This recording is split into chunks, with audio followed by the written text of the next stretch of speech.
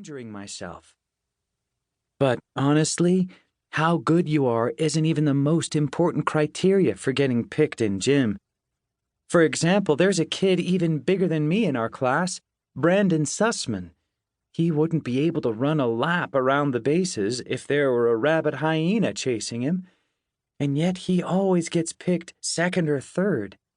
He even has a nickname teammates chant when he steps up to the plate. Brando! Brando! Brando! I definitely don't get a nickname. And there's a reason for that. See, some kids make friends easily, and some don't. It's that simple. And I just happened to be born with that weird trait that's the total opposite of charisma. A trait so awkward, it doesn't even have a real name. So I just call it flumpo. It's that thing inside some of us that makes us stutter around classmates instead of cracking witty jokes, or clouds our vision of what the new cool clothes will be when school starts in the fall, even though everyone else already seems to know. Having flumpo means when you're called on in class, you'll probably accidentally burp, fart, and sneeze at the same time, nearly killing the kid sitting next to you, instead of being able to simply and calmly recite the correct answer. Like last year, when I brought some lemon cookies my dad made to class for my birthday, as is tradition, and nobody wanted one. Everyone said they looked like pea cookies. But then 2 months later, Grayson Wu brought the exact same kind of cookies for his birthday, and he was basically crowned the class snack king right there on the spot. Well, that's just flumpo at work. I can't explain it. Nobody can. But I've learned to work around my flumpo well enough to get by. I have a hilarious best friend. I have the coolest grandpa in the world, and, most of all, I have baseball. All in all, that's not so bad. I mean, there are worse things to be born with, or without, than flumpo. But flumpo obviously has downsides, and gym class is one of them. Specifically, being picked last or second to last every single time.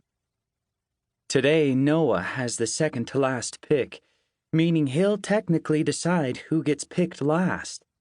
His half-opened eyes drift from me to Emma, who's already suspiciously chewing on her own hair, and back again. His expression is totally blank, almost as if his brain has switched off and gone into sports mode. One of his teammates prods him in the back. Come on, just pick one so we can play. He finally throws his chin in my direction. Weakerman, I guess. I walk over to my team. Nobody acknowledges me. They're already busy arguing over who gets to play what position. I stay quiet and await my inevitable fate. Once all the other positions are picked, Noah glances at me. You got right. I always get stuck in right field, but I don't blame them. It's where I'd put myself if I were manager. Most kids are right-handed batters, which means very few balls get hit to right field. The whole ordeal is degrading, sure, but I can't fault their statistical analysis. Besides, it means less chances for my flumpo to make an unwanted appearance. The game is mostly uneventful. The ball ends up in right only once, a dribbling grounder that squeaks through the infield. But our second baseman runs out to the ball first, so I don't even have to embarrass myself trying to throw it in.